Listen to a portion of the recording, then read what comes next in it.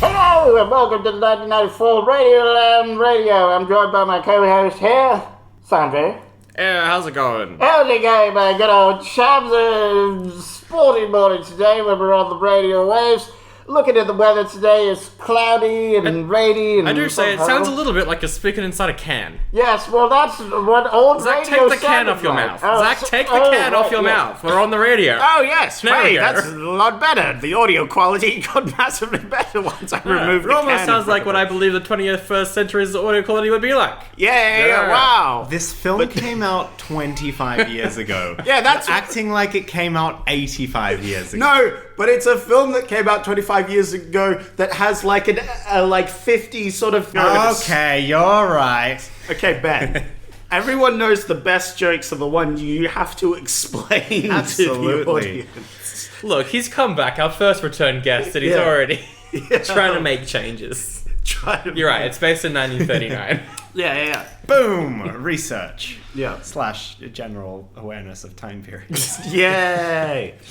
So, hi, Sandra. Hi, Ben. How Hello. are you doing? Yeah, I'm doing alright. But before we get any further into this conversation, whoa. it's Oldie but a Goodie. We review films from 1994 in the order they came out Best in. intro. It's the second last week of October. This film came out then in 94. That's the podcast. And then we rate them all your goodies. That's the title. All right, Yay. continue. Yeah, cool. Yeah, I'm doing alright. Excellent. That's good to How hear, are you Ben. both doing? Well, I keep getting interrupted by this co-host with his wanting to do intros and having good audio quality and all this garbage. So But when you say interrupted, you mean contributing to Yes. his own podcast? correct. That is exactly what I mean. Yes. Sweet. Oh dear. I'm glad we're on the same page. Yep. I don't know what I was gonna say. What a good start to the episode. Woo! Boom. So Ben, you're back because you watched this film around the same time that we recorded the Wolf episode. Yeah, that's right. And it was like completely coincidental. I just watched it because it had the radio in it. And I don't know, I wanted to see it for a while. And then it turns out it was from 1994. And then I couldn't find a copy of it anywhere, and I Yeah. was like, Ben, do you have a copy of it? I And absolutely you basically do. said yes, but I have to come on the episode. Yep. Don't try and make me some kind of... Whoa, okay, there's two different sides to this story. This is some sort of mystery in the podcast. Yeah. Ooh. So speaking of which... Zach, you chose to do this episode Yes. as well. Amongst a bunch of other choices, you had Bullets Over Broadway, the Woody Allen film about gangsters versus playwrights, I think. It's pretty good, but it's by Woody Allen, so I Yeah. don't know if we can talk about it anymore. Woof. We've also got Love Affair, which coming off the back of Woody Allen. It's an erotic romantic drama. So. Yep. Yay. Zach's favorite genre? Yes, my favorite genre. And then there was the Puppet Masters, which if you Google it chances are it'll come up with the Puppet Master about killer puppets. Yes. But the Puppet Masters is about mind-controlling aliens, and Donald Sutherland's in it. Whoa. So not too far from... Sounds like concept. Invasion of the Body Snatchers, Yes. the Yeah. remake from 1978 with Donald Sutherland and aliens. Yes. I don't think you actually see the aliens in this one, though. Ah. It's more just like people sweating a lot, and you're like, Yeah. oh, there's probably an They're alien in there. Well, Great. in Invasion of the Body Snatchers, you kind of see the aliens, but they're plants, and then you see just people sweating a lot, and you're like, they're actually not sweating a lot because they're emotional. Anyway, So if you sweat a lot, you have an alien controlling you, is Absolutely. what I'm getting. That's Gotcha. it, yeah.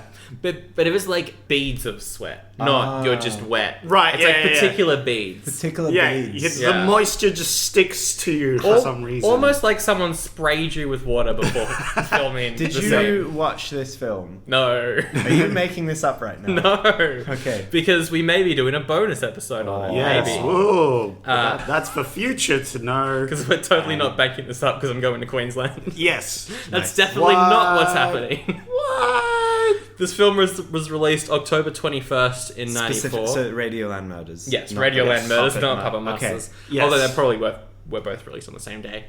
This film was directed by Mel Smith. I would say best known for 97's The Ultimate Disaster Movie, Bean. Bean. Oh yeah, he also directed The Tall Guy. which was criminally underrated. It's a romantic comedy with Jeff Goldblum and Emma Thompson. Oh, now I'm interested. And Rowan Atkinson's in it as well. Nice. He plays an absolute terrible person. Okay. Nice. And it's just really, really funny and really, really warm as a comedy. Okay. And I liked it a lot. The tall guy. The tall guy. Played tall by guy. Jeff Goldblum, who That's cool.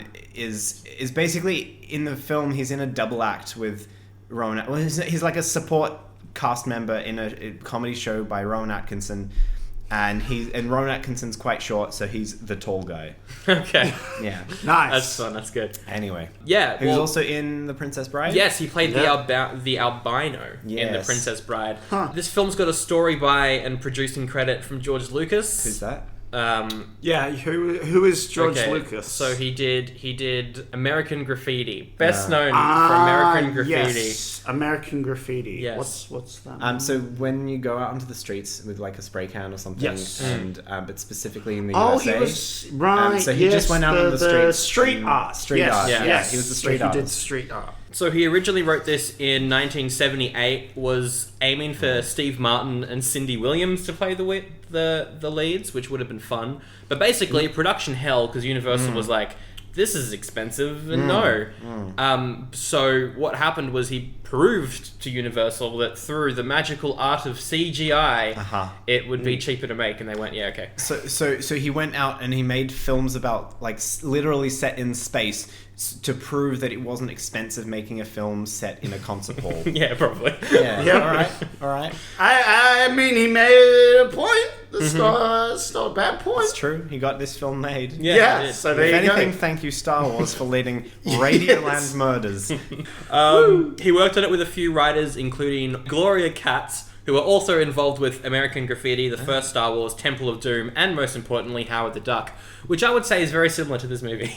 I love Brian Benben's name. Yes, Brian Benben. Ben, what do you think of Brian Benben's name? I think it's good. Yep. Nice. He Give plays it 2 goodies. he plays Roger Henderson, who I guess is the main character.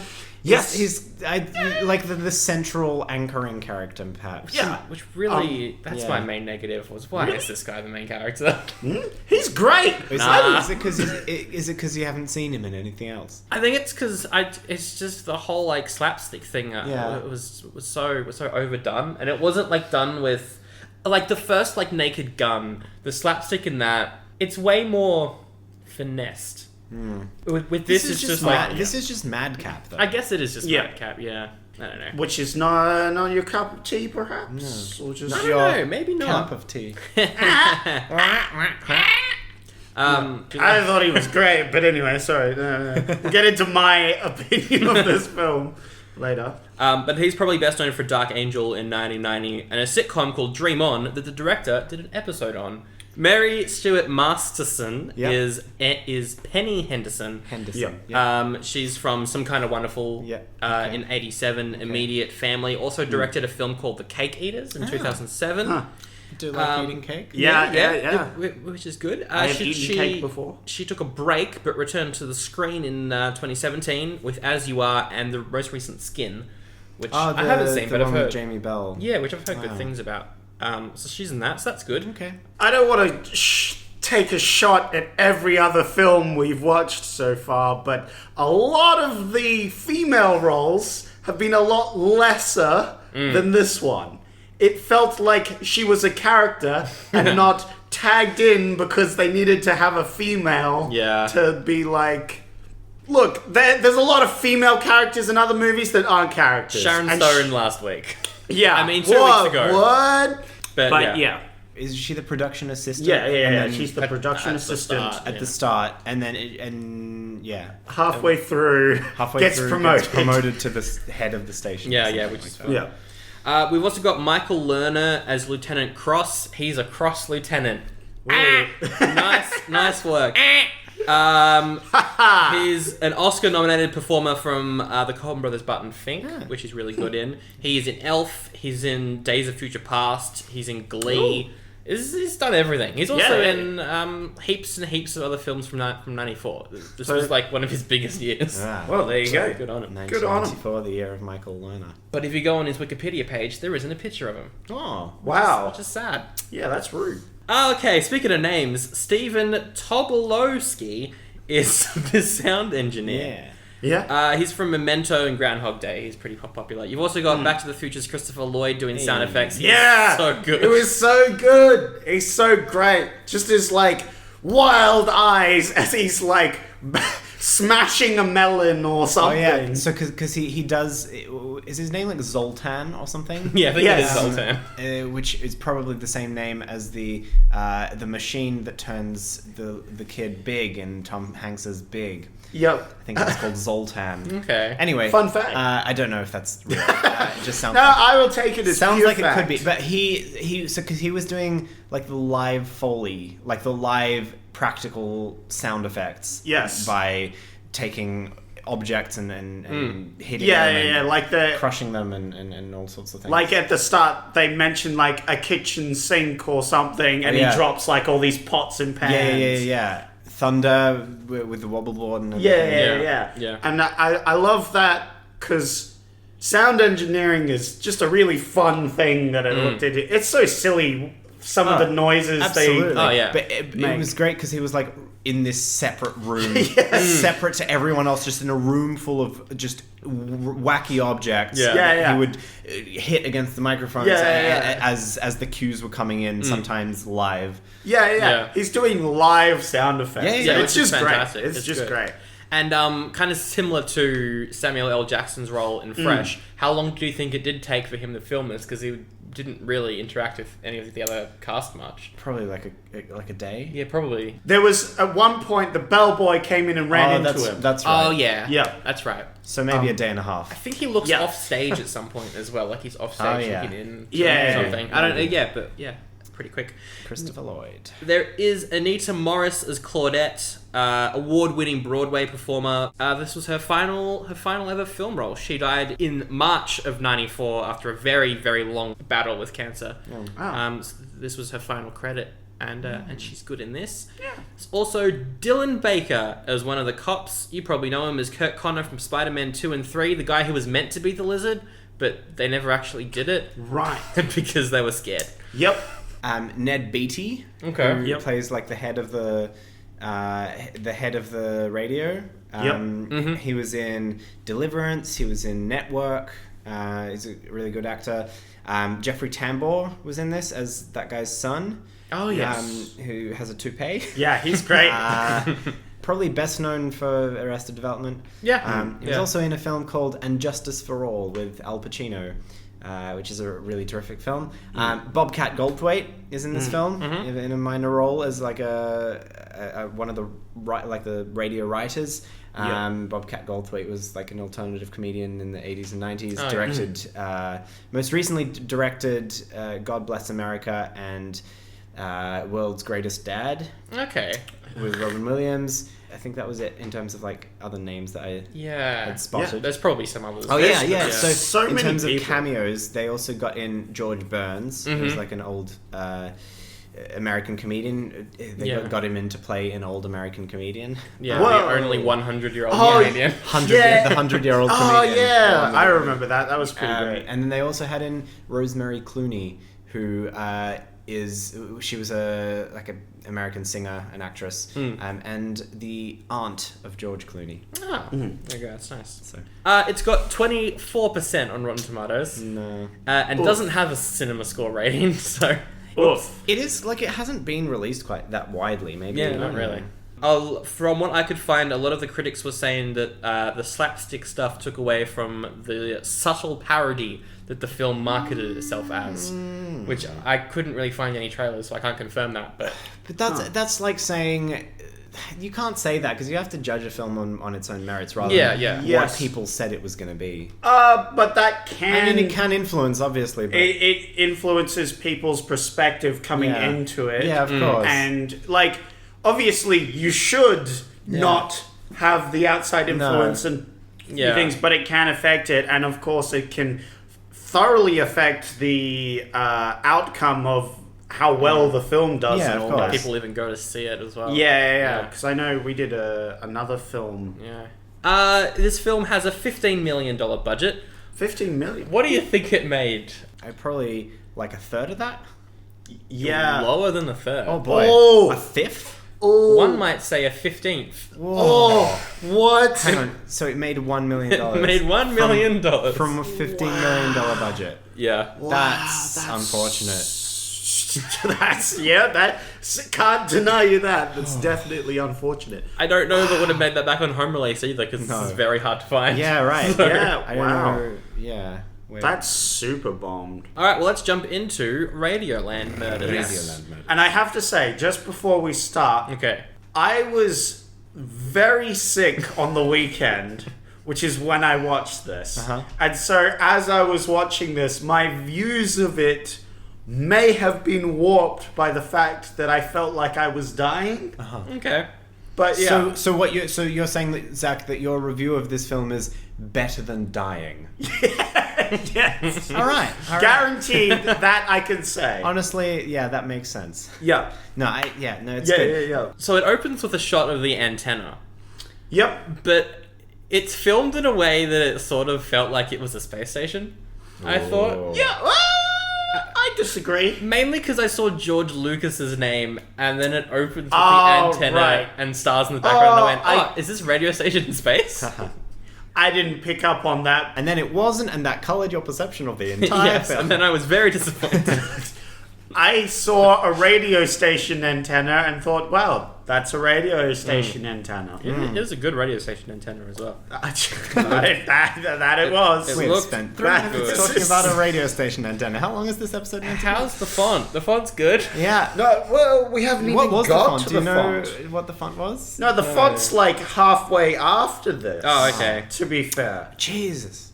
It opens up with, and my note was, the lead is a production assistant trying to start a new radio station. Little did I Yes, know that the guy, the husband asking her to reconsider the divorce was the actual lead. That I wrote down that she was the lead at first. Which Yes. probably Well, she is is. why I I'd was say like, they're oh no. co-leads. Yeah, they're gets- both leads. He gets like 30% more screen time than her though. Yeah. Well, it's like Perhaps. she gets more at the start and That's he gets true. more at That's the true. end. That is true, Yeah. yeah. Well, because he ends up being the one who's trying to find out Who the murderer the is. Moiders. Mm. Yeah, but we follow her for most of the That is first true. half of the film. Because she's kind of, because she's so deeply rooted in the production side of the Yeah. radio, she's kind of like our in to the way that the radio station world works. And he's out. yeah, Yes. exactly. In that I checked out now. Wow. So what is this radio station, Ben? So I'm guessing it's like just like a fictional radio station. Is it a fictional radio station? It's Yeah. a WBN, I'm pretty sure it's fictional. So I'm not it- sure. it's a new radio station that's just kind of trying to start up, and it's hosting this big launch concert in a concert hall. In the radio music hall, and they've got live performers and everything, and they're putting together a live radio broadcast. Yeah. Live. It's basically run by a general Yeah. Yes, the gen- which is great. who's really fun. He's a good Here, character. Iron General soldiers, The- march to your stations. Up to your radio stations. yeah. So he was played by Ned Beatty. It's cool because you kind of like you get all of the like the production people, the writers, the bosses, the sponsors, the performers, the audience, Yeah. the messengers. They're all like very distinct characters. yeah. Which is great. It is very ensemble. They need to rewrite a bunch of scripts because one of their main Sponsors. Sponsors. I think it's So they've got to rewrite a couple of these This, scripts for the plays that they got. This opening scene where Go Through the Radio has one of the two lines I wrote down. She has to be on top of things now, and he's like, I always liked you on top, and then it goes, but as we pass the sound guys, and it's like, of things, he didn't let me finish. Wow. That was good, yeah. God. And that got me into the film at this point. Okay. I was like, this is the level of comedy I'm looking for. Perfect. I liked one where she's talking to I think it's the guy with the toupee. I'm not entirely Yeah, the director. But he's like, don't pretend I don't know what's going on because I do know, and now you know. And then she's like, listen, I don't know what you know, but I know that you don't know what you think you know. Because the stage designers married to that's right. the main lead actress that they have, who has banged everyone, apparently. I forgot that one of the subplots is just like everyone's having an affair with her. Yeah. With her, yes. Oh yeah, and that's the reason why the Hendersons are getting a divorce. That's right. Is because he supposedly cheated on Penny with this performer. Yeah. What did she? She's a singer in the Yeah, film. yeah, she's she's a singer in the film. their lead star that they have in there, who's a great singer and all that. But the radio station launches and everything's going well until Bum, bum, bum, bum. Someone dies. Spooky someone voice goes over the airwaves. Oh, that's right. Yeah. And starts to speak in poems. Yes. Yeah. About someone who gives a message Riddle. portending doom. And then the trumpeter dies. Yep. Yeah, the trumpeter dies after taking a drink from a flask. And containing rat poison. Whoa! Bum bum bum. We find out it's rat poison because one of the drunk writers picks it up to take a drink and he's like, "This is bad. This is rat poison." Yeah. Which is an interesting thing that he can identify rat poison just by the smell. I forgot, and he's in like 3 scenes as well. Yeah. And that's all he does is tell you that it's rat poison. That's great. I think that was Harvey Korman. It was good. I've got so many just like random quotes here. It's paprika. Paprika is the ingredient in my potato salad. Yes. The radio plays are pretty fun as well. Oh, yeah. We've got the black whip is the first main that's one right. that we see. Yes. Because they go through like all the different genres. There's like the house one, like the melodrama. There's the adventure one. There's the jungle one. There's the sci-fi one. Yeah. So because it's all happening live, it sort of infuses the whole thing with just this absolutely manic energy. Of, everything has to happen right now. Yes. And they're also like, they have 15 minutes warning that they have to change the entire script of like everything because the sponsor doesn't like it. Yeah. And the runner boy, he accidentally mixes up a couple scripts during the soap opera play. Yeah. And so boy. they start reading out like this, it was like an adventure script. Yes. During a melodrama. That's right. Yeah. The mum, the mum is like calling the daughter an infidel. That's right. She's like a villain of the adventure story. But like speaking it in the sort of American housewife accent. Which is just great. She shoots the daughter, the sound effect plays at the gun sound effect, and then she gets the actual script and is like, that gun shook me out of a dream state in which I was possessed by some incontestable spirit, but that gunshot suddenly brought me back, dear. It's all okay now. Yes. Oh, that was great. Fun. That was really good. Yeah, so the plot. They're trying to figure out where these like the voices are coming from. And so she goes up to investigate, and of course followed by the husband, which is trying to win her back. And they find another dead body. Yep. Yeah. Which is the general's son as well. Oh, yeah. Yeah. And then they're like, well, we gotta get the police involved. So Right. they rock up and they don't think it's a murder, they think it's a suicide. Yep. But then someone else dies, and was this around the point when they were like, "Hang on, you've been at every single one of these Yes, because murders. Do you have something to do with this?" Yeah. Because it's great because he picks up the flask, which is dropped off the ground, and gives it to one of his writers. Yeah. So it's like, why do you have the flask? And it was like, well, I just picked it just up. on the ground. And the toupee of the guy who dies falls on his head, and so he pockets that for some reason. Yeah. So he has that. That's right. He just has all this incriminating evidence on him at every point. Yeah. Which is great.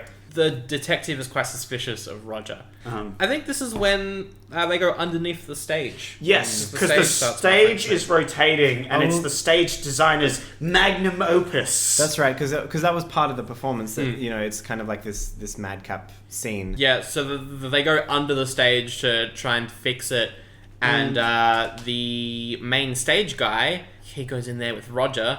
Yes. And he gets stuck in the gears. Yes, he gets stuck in the gears, and then he gets turned back on mysteriously, and he gets pulverized. So that's good. Not More for him. reason as to why Roger might be The murderer. Again, at the scene of the crime. Yeah. Yes. But he's like, no, it wasn't me. It was Claudette, the singer. And so they arrest her. That's right. Yeah.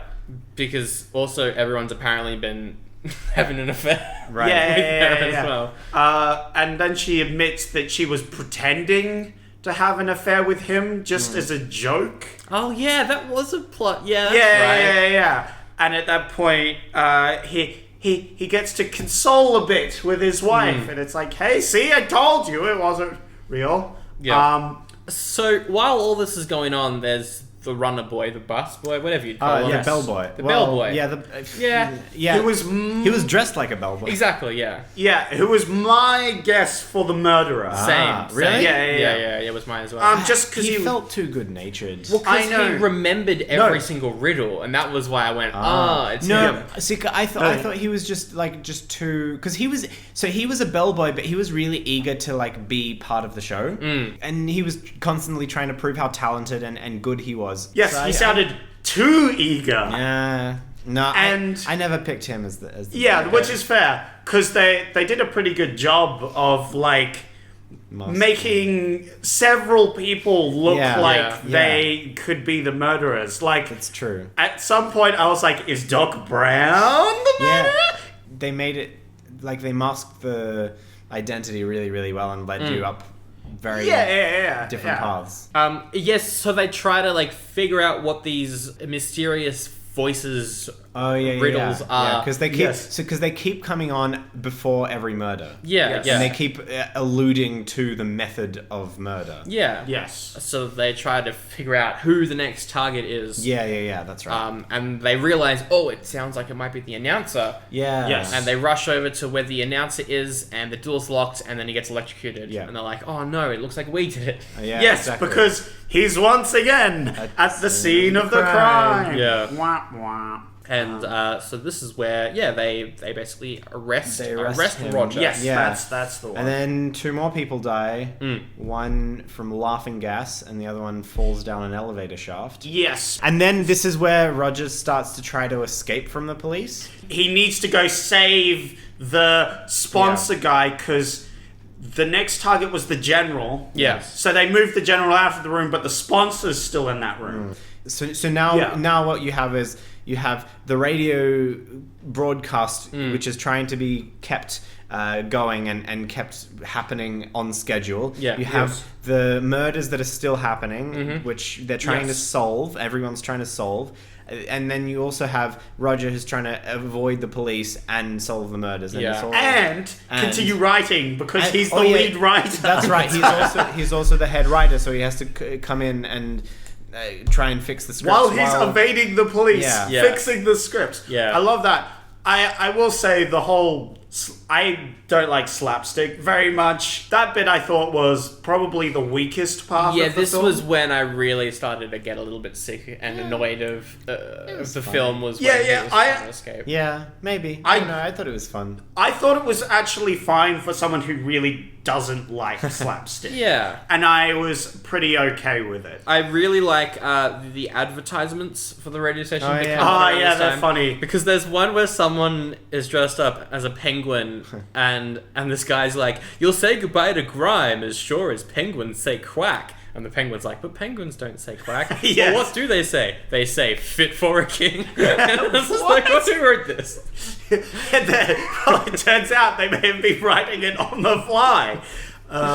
It was good. So Roger comes, who's been frantically writing behind the scenes, trying to escape the police. Then goes in on the banister at the top of the stage and sprinkles all the pages of the script stop dropping down from the. And they frantically just grab those and continue on. And this is during a play in which a caveman travels to the present. Yes. Oh, that's So the original concept is that it's just like this caveman story back in time, but while he's evading the police, he rewrites the script as it's time traveling to present day, and then he solves the murder during the script. Yeah, that's right. Because he writes in trying to reveal the culprit during the reading of the play. Yeah, that's right. Which is great. It was so because he's like desperately trying to prove his innocence. Yes. Yeah. But he can't tell the police who it actually was because they will arrest him and shoot him on sight because of various reasons they think he has a gun. He's also figured out who the serial killer is by doing a bit of research before dropping the script down by looking at a photograph. He goes into like the back room to find an old picture of this older radio station. Yes. Because all the people who've been murdered have been people that worked at the previous radio station. Right.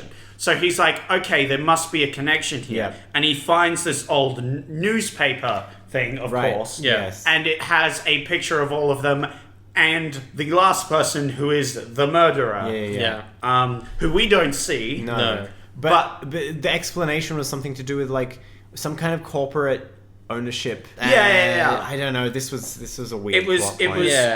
Yeah. I think the murders are well done, but the whodunit aspect of it very undercooked. No, the whodunit was fine. The whydunit. The whydunit. Yeah, the whydunit. is very I liked the whodunit. Yeah, obviously the whydunit was. The howdunit was great. The howdunit was fantastic. Yeah.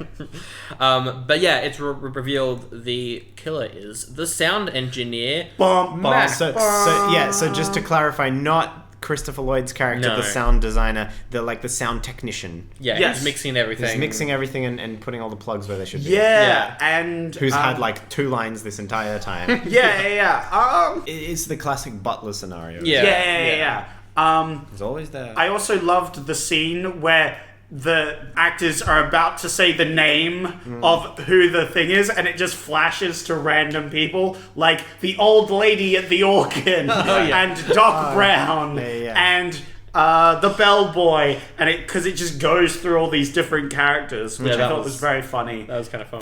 There's a final confrontation scene. So rooftop. He takes Penny up to this workshop that he's got at the top of the antenna, where he reveals that he invented television. That's right. Yep. That's right. But those corporate dogs at radio suppressed it because they thought television could take over radio. That's right. Yeah. And then we get the whole radio will never die, which is, because this film came out in the 90s where radio was dying. Yeah. So, especially in America as well, during the 90s. Yeah. This film died as well. Anyway. Yep. Wow. And then so did the sound technician who got shot by a plane. That's right. Where did this plane come from? The sky. The detective is like, I gotta call for reinforcements, because all throughout the film he's constantly calling for reinforcements. And he's like, one last time calling for reinforcements. We need air support. And so he calls in air support, and they just gun Max down and he falls off the building. Yep. Very dramatic. And then it basically ends with Penny and Roger being like, well, we won't get divorced, and everyone claps. Yeah. Yay! That's right. Also live on air. Also live on air, which is great. And because that was a whole subplot. Then trying to get back together or not get back together. Yeah. That got cut short by the fact that he was a murderer for then a bit, and then it's like, you're not a murderer. All right, let's get back together. And that is Radioland Murders. Radioland Murders. Sandro, you have high praise for this film, I believe. I enjoyed elements of it, but when it really became half an hour of Roger just trying to escape the police, I just got tired and bored pretty much. I was just like, I don't mind slapstick, but this style of slapstick felt dated, because I guess it's trying to recreate the slapstick of that time. I liked it probably more than any other slapstick that we've watched, mostly because there's this whole slapstick thing that's happening over here, and there's the radio station. It like cuts to the radio station. It's like, okay, we don't have a script. What are we doing? There's like two things happening, and I feel like that's a good mix of it, because constant slapstick would have probably got me off the film. Like Baby's Day On. Yes. Oh, one of Ben's favorites. Yes. Baby's who? Dunstan checks in. Probably the weaker part is some of the Sure. slapstick, but I still enjoyed it. I really liked all the radio stuff, because I'm a massive fan of like that style of radio play. Why- Because I know that you are Yeah. as well, Ben. Yeah. I really enjoyed that. I like the recreate. Like it was very lovingly recreated, but with with a brush of a little bit of parody and a little bit of of lampooning. It did quite a decent job of juggling all of the disparate elements of the story, of the characters, of the mixing up the murder mystery with just the running of a radio station, and I don't know. I thought it was pretty good. It wasn't fantastic, but it was enjoyable. I think ill-received unjustly. Sure. Yeah. I kind of want to see the version that they would have made in the 70s, because I think it might have been better, maybe. Possibly. Perhaps. Possibly. But no. It would have just been the same, but different actors. But with Steve Martin. Yeah. And different people playing. I don't know. I think maybe it would have been perhaps like they would have gotten someone else to direct it. They would have had true. Someone. Yeah. It would have been maybe closer to like a Mel Brooksy kind of thing. Maybe closer to like a like as you said, Naked Gun. Maybe. Perhaps. All we can do is speculate. Speculate.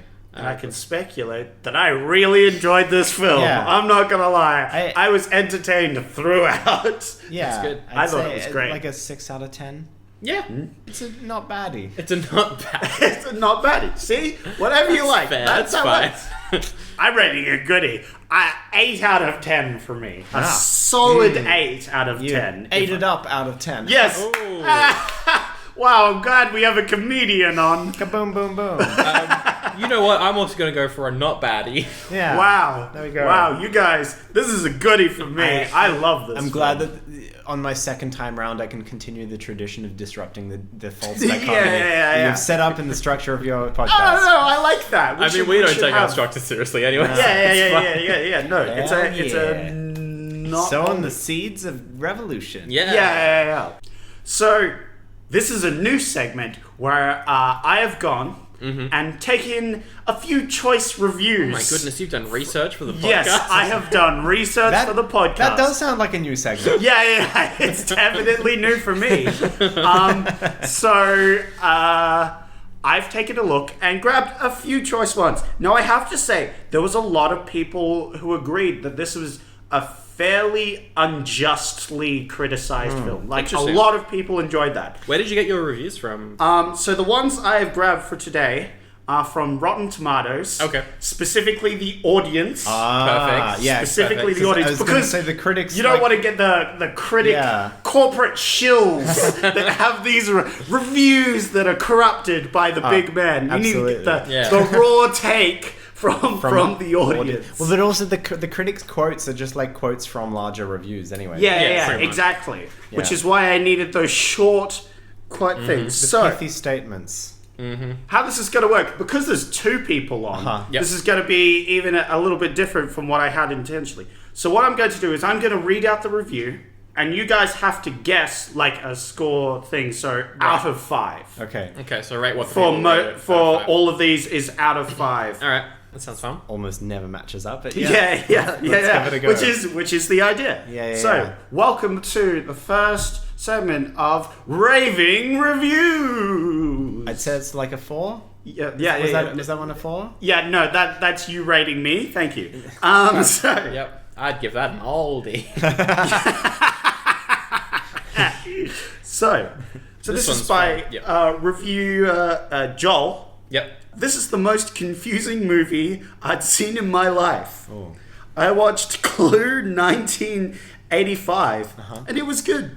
It is a good film. And I watched this one, and I only watched till halfway, and then I was brain dead.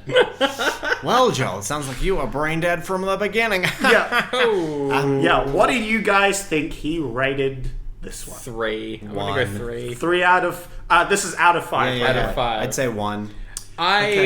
Because he only watched half of it, and just something about me makes me think that it's 3.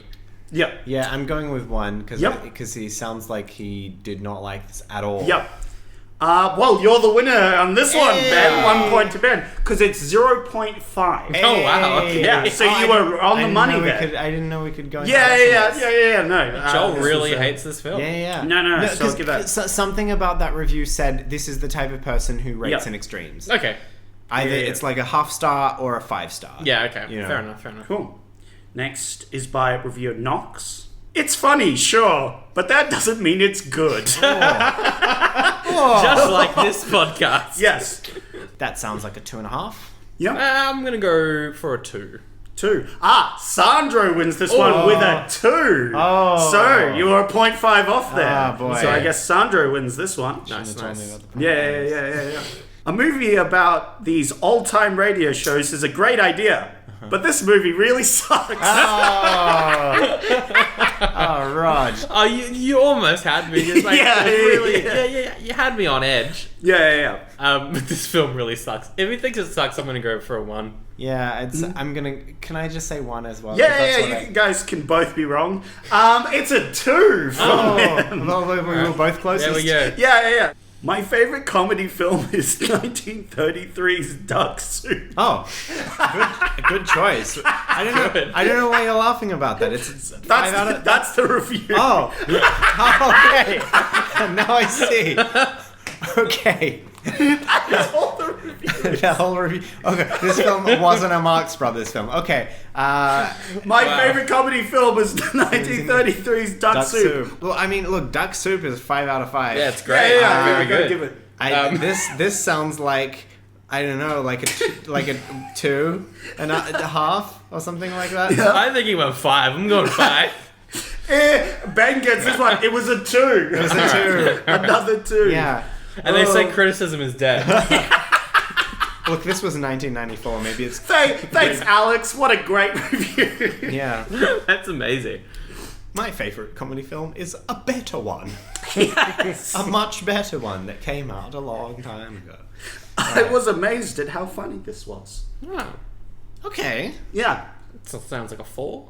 3.5. 3.5. Sandra gets this one with a 4.5. Oh, okay. Yeah. That's. 4.5 is high. Yeah. Very high for Okay, hang on. Can I just clarify? Was there an exclamation mark? no explanation Okay, mark. okay. Yes, I would have been with more gusto if Well, it was. because the exclamation mark may have. Yeah. swayed- But no, it was very bland. I I was was amazed at how funny this Yeah, was. that's why I didn't give it. Like Yeah, that. see, I'm throwing you off with them. I'm throwing you Alright. off with these picks. When I remembered that I saw this movie, I threw up in my mouth a little. Oh no! What's the user review? Joseph. Joseph threw up in his mouth. He threw up in his mouth Joseph with bad What do you think acid. you We rated put that this? on the poster. Yeah. This sounds like a 0.5. Yeah, Yep. I'm going with a half star as well. You're both right. It's a 0.5 Yeah. from him. Throw up, not a fan. No. Oh, that's good. And finally, Brian Ben kind of reminds me of Scott Bakula. Yeah. Who's from Quantum Leap. Yep. They both have a kind of thinnish face. Yeah. And they're both yeah. men. Yes. With hair. They have a bit of like the laughter lines around the Yeah, mouth. maybe. You know, I Okay. saw it, So, but he's wrong. so we're supposed to say how many Right, stars Yes. How many stars do you think he out of rated 5? it? Of I don't know. Brian Ben kind of reminds me of Scott Balker. I'm gonna put out a 3.5. 3.5. I'm gonna like 2.5, right down the middle. 2.5. Ben gets this one. He Hey. rated this a 4. Hey. He really likes that fact. It seems that Ben is the winner with a grand 3 points. Hey. And Sandro is the loser with 2 points. So congratulations Good to both job, of Ben. you. Thank you very much. For the first edition of Rave. Evening reviews. If you There like you this go. segment, send us an email and we'll keep doing it. Moving on from that, it's time for our segment. Hey, a sequel to Radioland Murders. What could it be? Yes. My idea is TV Land Murders. Yeah. That works as a sequel as well, because... And the murderer he invented VR. And he's angry that all these corporate people... Oh, yeah. He invented VHS. Okay, that works. That works as well. What's yours? Well, okay, so I was coming out thinking of like, because this could, I was like, okay, this could then follow just a normal career as a radio production, and they've gotten back together, and then it's just a relationship drama, or instead after, because you know you've taken on the radio to TV element. Yeah. So what about Murders to Radioland Resurrections? Yeah. Where now it's a zombie film where all the people, all the people that have died during Radioland Murders come back to life, and then they've got to kill them all over again. Yeah. Except this time, they've got to deliberately kill them. Exactly. While still delivering a radio broadcast. Yeah. While delivering the radio broadcast. That's great. Oh, it's almost like a radio show at the end of the world. Yeah. Whoa. Yeah. What an idea, Sandra. Yeah. Maybe you should tech that show. Maybe you should write it and perform in it. Ah, that sounds like a great idea. I'm not sure how this film goes exactly, but while they're doing the radio station, there's a military invasion of some sort. Well, this works because if this film was set in 1939, this is like round about the time of World War II. Yeah. So you could have Nazi bad guys or something like that. It could even be like a road trip film, like the Bob Hope and Bing Crosby films. Oh, yeah. They're like transporting the radio station, and they just have to keep it going. Yeah. On the road. Yeah. I would watch 2 of those. Yeah. Wow. So you wouldn't watch your own film? I wouldn't watch my own film. Yeah. So there we go. Well, that is our review of Radioland Murders. We'll wrap it up by saying that if you like the show, we are on every single streaming service for podcasts that you can possibly find. Are you Except on for SoundCloud? You're on iTunes. We're definitely on Are iTunes. you on Spotify? Oh yeah. Yes. Oh. Are you on the RSS feeds? Yep. Cool. Hey, that's everything. Yeah, that's all the streaming Except for services. SoundCloud. We're also on YouTube, which it sometimes works and sometimes does. On YouTube. Yes. Okay. And if you want to send us feedback, you can do that as well. oldiebuddygoodypod@gmail.com, and follow us on Facebook and follow us on Instagram. That is it. Links in the description. Ben, anything you want to plug? Yeah, plug away. Well, I've just done a show, but if you're in Adelaide, Australia, in the month of March in the year of 2020, please come see my show, The Final Hours Hour, on from the 13th to the Final Hours. The Final Hours Hour, like the HOUR. Or is it an hour? Yeah, it's an hour. It's a radio show after the end of the world. 3rd to the 15th of March in Adelaide. A radio show at the end of the world? Yeah. What a crazy concept. What a concept. Also, if you live in the city of Hobart, Tasmania, Australia, I am doing a show there in January. But I don't know when, but it's like early January. You can you can follow me on Facebook at Ben Volchok, and Instagram at Ben Volchok, and YouTube at Ben Volchok. And I'm seeing a pattern here. I'm on Twitter at Zomgmouse. Ah, right. And the pattern's gone. Yeah, that's the main ones that I use. Yeah. Nice. And I sometimes tech your shows, so who knows? Oh yeah, that's right. Who knows? You might also see Sandro. We've got to see Lurking in the shadows. We've got to work that out. If members of the cast start dying, it's the sound guy. Yeah. Just saying. I did it. Yes. It's all people who like Time Cop. I guess that starts with me then. You liked Time Cop? So, next week, Alright. we've got some films for you to choose, Sandro. Okay. First off, we've got The Road to Wellville. Okay. It's a comedy about the early days of cereal. Okay. Nice. And Dr. Kellogg's health retreat. Oh yeah, because he was really into Yes. just being healthy, Yes. not touching yourself. Yeah, because Yep. he was like some Puritan, and he invented cornflakes to stop people from masturbating because Yes. there was like fiber kills your libido or something. Yeah, Yes. something. Yeah. And Anthony Hopkins plays Dr. Kellogg. Okay. Yeah. Sounds fun. Yeah. Then we've got Silent Fall. Mm-hmm. A psychological journey about a young boy who witnesses his parents' murder. Haven't we already? He goes is around this- the world, he learns kung fu, comes back to Gotham, Yeah, that's what and beats up bad guys. We've had like 3 films this year in which that's basically been the short synopsis. Is Yeah. a kid sees his parents get killed and then it's a Yeah. psychological thriller. Yep. Yikes. Oh, the 90s. Yep. The 90s. Anyway, we have Squanto. Yeah, Squanto. Squanto. And then the sequel, Squanto. of course, Squanto 3-4. Or Squanto, A Warrior's Tale. Okay. A Disney adventure, very loosely based on a real narrative. Okay. Great. Good old you, Disney. And You're trying. Stargate, Oh. a Kurt Russell movie. Mm-hmm. They kicked off a little unknown TV franchise unknown that TV some show. people might have Yeah. heard of. Blake's 7. Yeah, Yep. that's the I one. remember that show. Blake Yep. 7. What was it? Hang on, what was it? Because there was Blake 7 and there was something 5. Was there? Babylon 5. Babylon 5. Babylon Yeah. 5, yeah. Stargate, I like... I'm very on and off with Stargate. Yep. I like moments of SG-1, but I think that show Yes. as a whole went on for 10 years too long. The film, I've seen the film a couple times. It's okay. Yeah, that it's is not great. true. We It's have seen fine. that. It's good. Probably not the other two, Squanto or Silent Fall, don't sound Yep. very good. So what you're saying is you want to watch a movie about Dr. Kellogg. Yep, let's go for Okay, it. yeah. Let's You know do what? it. I'm down for that. Dr. Kellogg, that sounds great. That sounds very fun. I'm really happy not to be talking about All right, that is next week. We wrap it up with our favourite quote from Radioland Murders. Yes. Oh, you know what? I didn't say one earlier, and I could say that one now. What the hell do you think that star means? You're Jewish?